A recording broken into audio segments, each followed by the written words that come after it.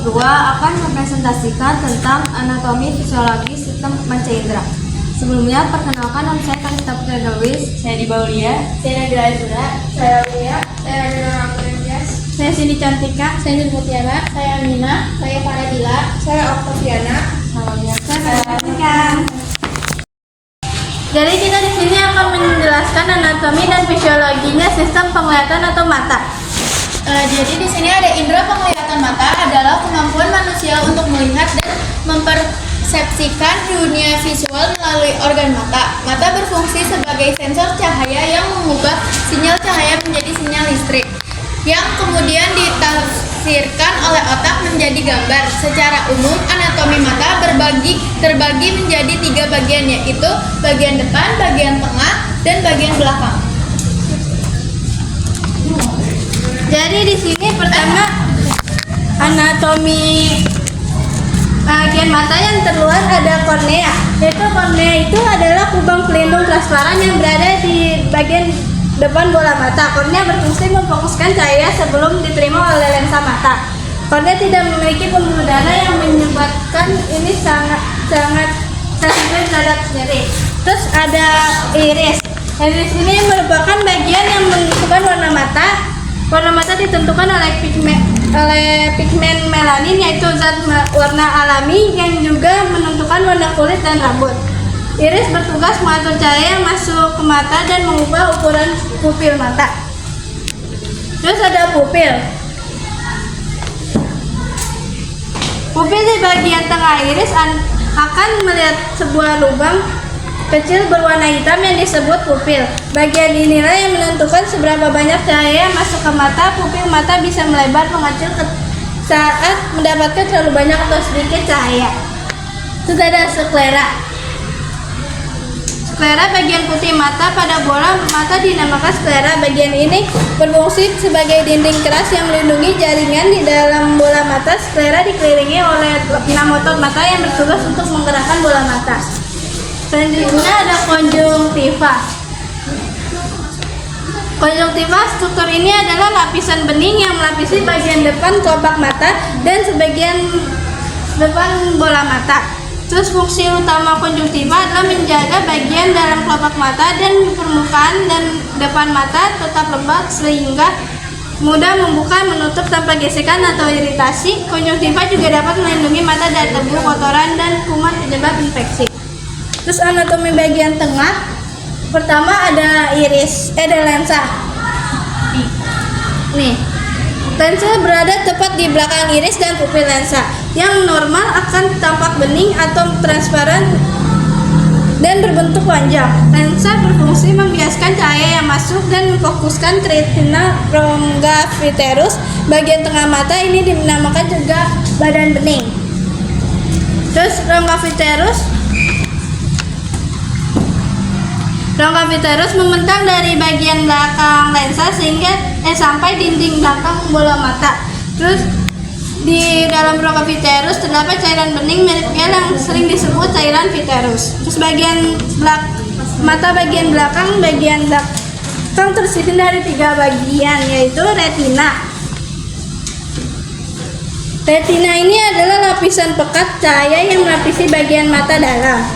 Retina terdiri dari jutaan sel yang mampu menangkapkan cahaya yang melewati kornea dan lensa. Sel-sel khusus ini terdiri dari sel batang dan sel kerucut.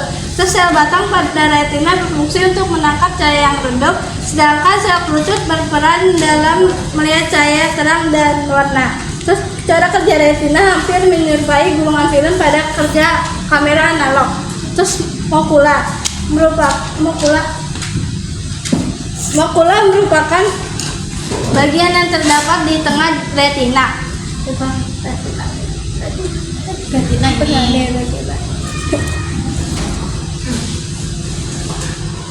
Jika dilihat menggunakan ophthalmoskop, bagian ini akan tampak berwarna kuning cerah. Bagian ini sangat berperan dalam penglihatan dan memungkinkan mata untuk melihat objek dengan baik dan detail. Terus saraf optik. Saraf optik terdiri dari jutaan serabut saraf. Saraf optik berfungsi membawa semua informasi visual yang dikumpulkan oleh retina ke otak. Terus selain mengenali bagian mata, Anda juga perlu mengetahui bahwa mata dapat berfungsi secara optimal berkat adanya organ pendukung yaitu kelopak bulu dan bulu mata. Terus ketika berkedip, kelopak mata membantu melumasi permukaan mata dengan air. Sementara itu, bulu mata bertugas menyaring dan mencegah masuknya benda asing termasuk debu dan kotoran.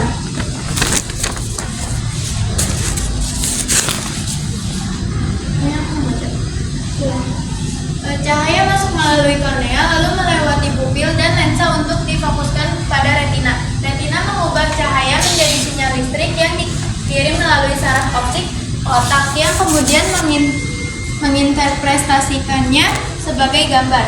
Proses melihat dimulai dari terpantulnya cahaya dari suatu objek atau lingkungan di sekitar kita. Cahaya ini akan ditangkap oleh mata dan masuk ke mata melalui kornea di bagian depan mata. Selanjutnya cahaya akan melewati mata bagian tengah dan akhirnya diterima oleh makula retina, yaitu bagian belakang mata yang di dalamnya terdapat pembuluh darah dan sel saraf. Selanjutnya kita akan mempresentasikan anatomi fisiologi pendengaran yaitu telinga. Yang pertama ada daun telinga. Jadi bagian luar telinga yang menangkap gelombang suara dan mengarahkannya ke saluran telinga. Yang kedua ada saluran telinga di sini. Jadi saluran telinga itu saluran yang membawa suara dari daun telinga menuju gendang telinga. Yang ketiga ada gendang telinga. Jadi gendang telinga itu selaput tipis yang bergetar saat terkena gelombang suara. Yang keempat ada tulang martil. Jadi tulang martil ini tulang kecil seperti yang menerima getaran dari gendang telinga. Yang kelima ada tulang landasan. Jadi tulang landasan ini artinya tulang kecil kedua yang meneruskan getaran dari tulang martil.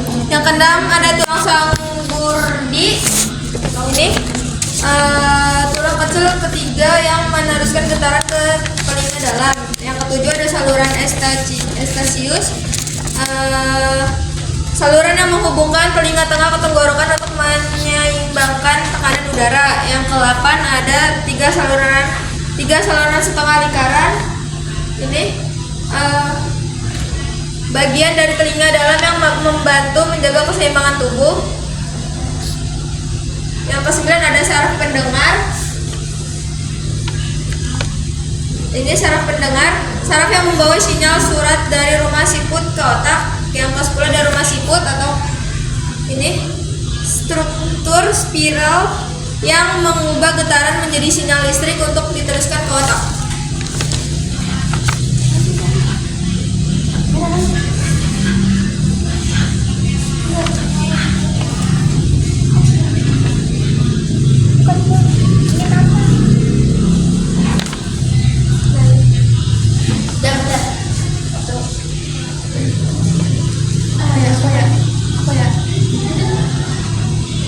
Telinga adalah organ yang berfungsi sebagai indera pendengar untuk menangkap dan memproses suara. Selain itu, telinga juga berperan penting dalam menjaga keseimbangan tubuh.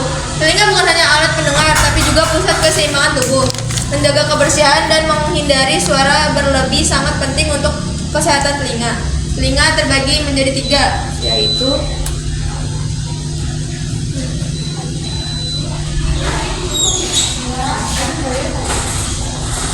satu, telinga bagian luar. Telinga terdiri dari daun telinga dan saluran telinga luar eksternal. Fungsi Tina mengumpulkan gelombang suara, sedangkan saluran telinga menghantarkan suara ke gendang telinga, memungkinkan kita mendengar suara dengan jelas. 2. Telinga bagian tengah. Telinga bagian tengah terdiri dari 1 gendang telinga, membran timpani, 2, 3 tulang pendengar, Maleus, tulang martil, incus, tulang landasan, stapes, tulang sanggurdi. Fungsinya adalah untuk menghantarkan getaran suara dari gendang telinga ke telinga bagian dalam. Getaran suara ini kemudian diubah menjadi sinyal listrik yang dikirim ke otak untuk diproses menjadi suara yang dapat kita dengar. Yang ketiga ada telinga bagian dalam. Jadi telinga bagian dalam atau labirin memiliki dua bagian utama. Jadi koklea atau rumah siput dan saluran semisirkuler. Koklea berperan dalam pendengaran, sedangkan saluran semisirkuler berperan menjaga keseimbangan tubuh bagi manusia. Telinga bagian dalam memiliki dua fungsi utama. Pertama, membantu mendengarkan dan menjaga keseimbangan tubuh. Bagian ini mengubah getaran suara menjadi sinyal listrik yang dikirim ke otak untuk diproses dan juga mendeteksi posisi dan gerakan kepala untuk menjaga keseimbangan.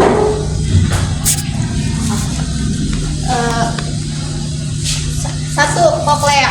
Jadi fungsi koklea ini mengubah getaran suara menjadi impuls listrik yang dikirim ke otak. Yang kedua, ada saluran semisirkular yang mengatur keseimbangan dan orientasi kepala. Yang ketiga, ada vestibul yang berfungsi bersama saluran semisirkular membantu menjaga keseimbangan tubuh. Yang keempat, ada saraf vestibulokoklear yang berfungsi mengirimkan sinyal suara dan keseimbangan dari telinga ke otak.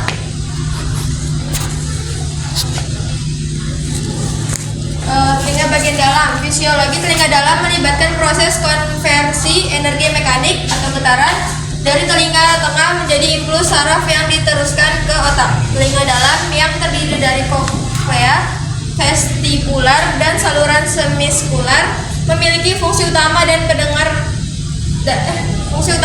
pendengaran dan keseimbangan.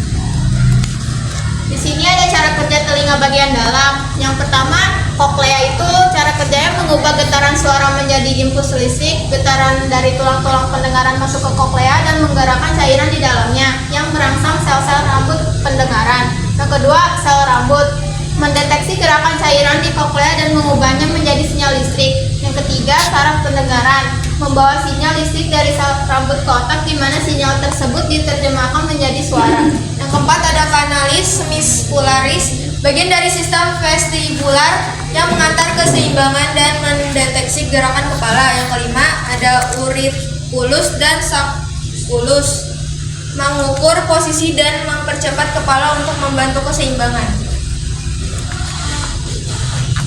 Bagaimana proses yang benar? Gelombang suara memasuki telinga luar melalui lubang saluran telinga lalu memberi getaran mengenai tali atau undang telinga. Begitu undang telinga mengakibatkan getaran pada 3 tulang kecil di tengah telinga, yaitu pharynx, incus, dan stapes. Fungsi ketiga tulang tersebut memperkuat atau meningkatkan getaran suara dan melanjutkan getaran ke koklea atau rumah siput. Selanjutnya, di bagian dalam koklea terdapat otak optik yang mengubah gelombang suara menjadi sinyal yang dapat ditransfer ke saraf pendengaran. Kemudian sinyal tersebut masuk ke sistem saraf pusat otak dan menjadi suara yang kita kenal dan pahami. Lanjut, dengan misalnya disiplin dalam kehidupan kita sehari-hari, membantu disiplin secara suara amati, membantu disiplin secara macam kita sehari-hari, 80 sampai 90 disiplin secara suara radar, 110 disiplin secara suara musik bergaji, dan lebih dari 120 disiplin secara dengan mesin jet. Itulah proses bagaimana kita dapat mendengar dan disiplin.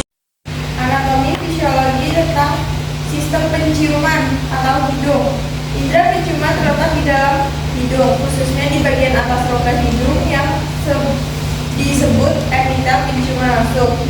Hidung juga merupakan organ penciuman yang terletak di tengah-tengah wajah. Tubuh bisa mendapatkan oksigen melalui organ hidung yang menangkap udara. Hidung juga berfungsi sebagai indera yang bisa menangkap aroma dan membersihkan udara luar yang masuk.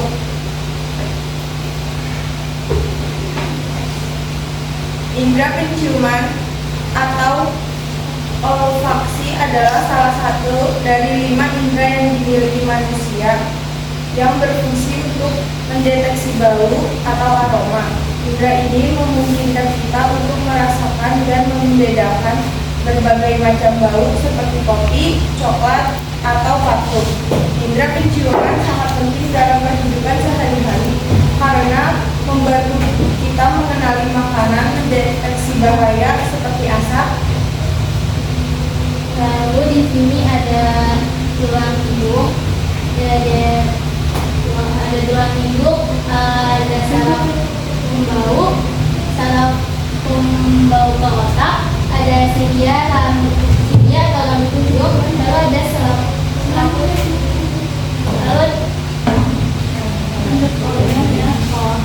lalu ada selaput kulit,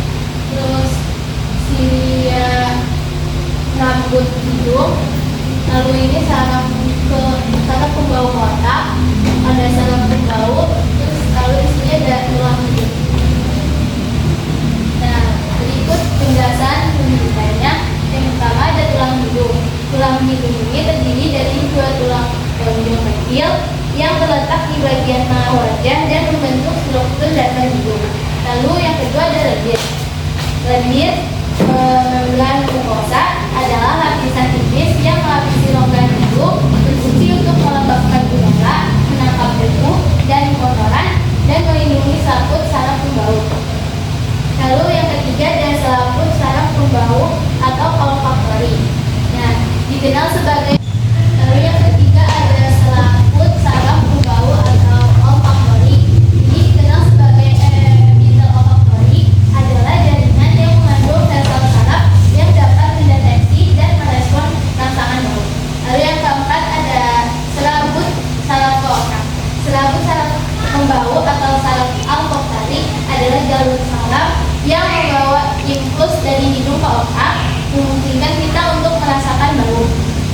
Lalu yang kelima ada silia saraf pembau.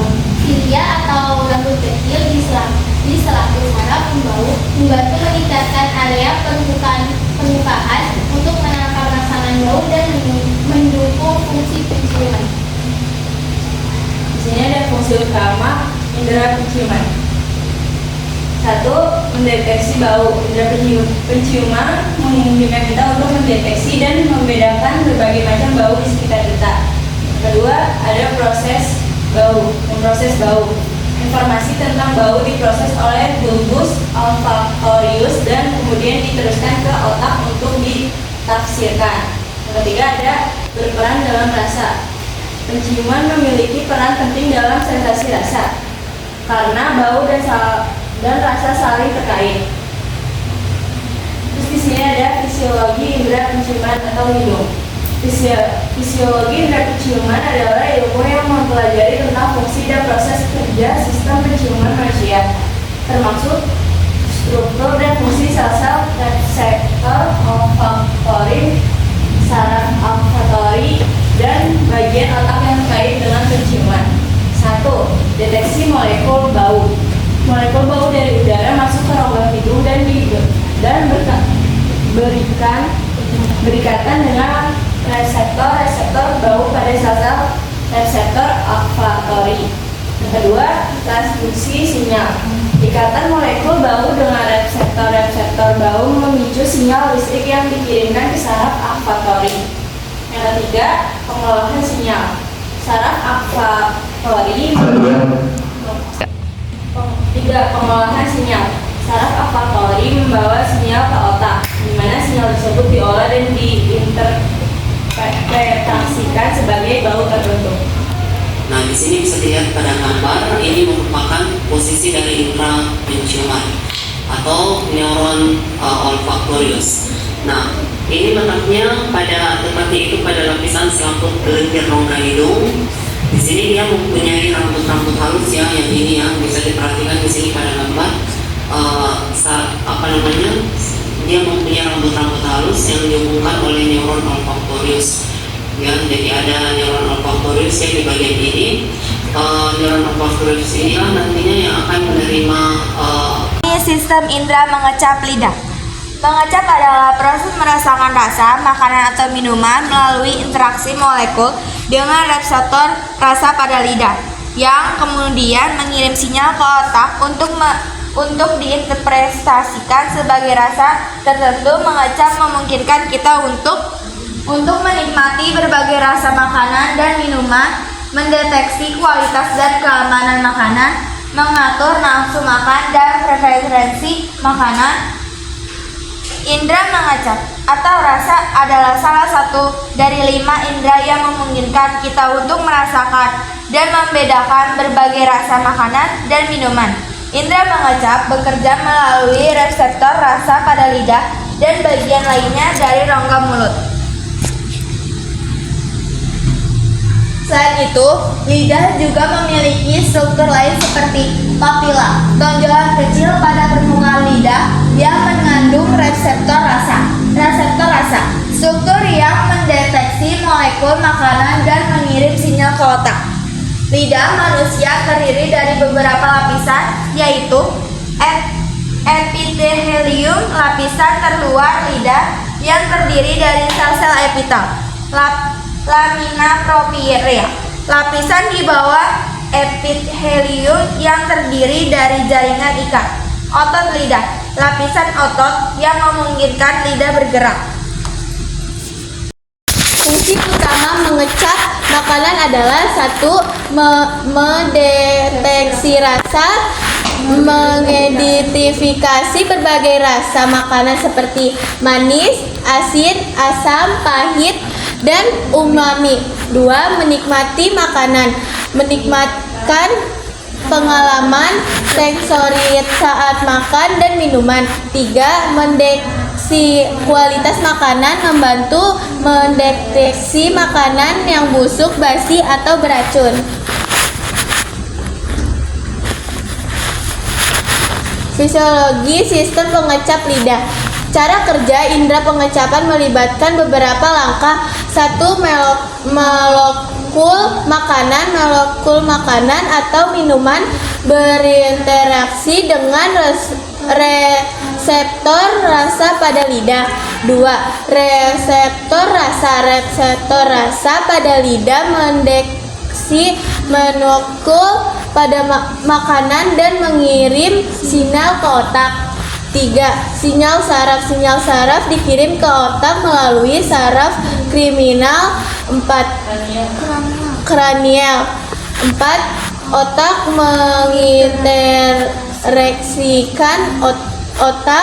menginterpreksikan sinyal sebagai rasa tertentu seperti manis, asam, asin, pahit, atau umami.